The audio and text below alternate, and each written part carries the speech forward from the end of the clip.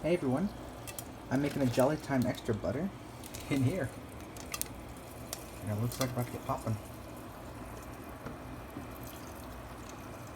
I'm surprised it's actually worked, but just take it out of the bag, pop in a frying pan, crank it to high, and you get to popping.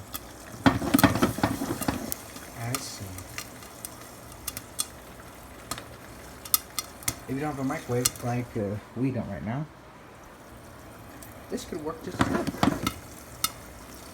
Watch and learn.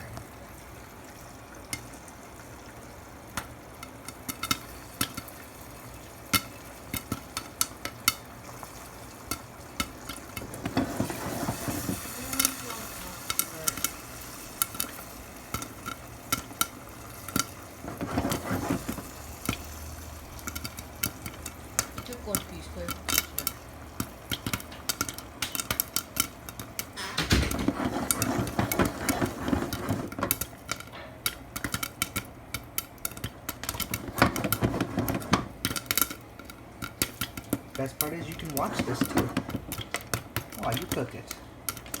No worry about that microwave radiation.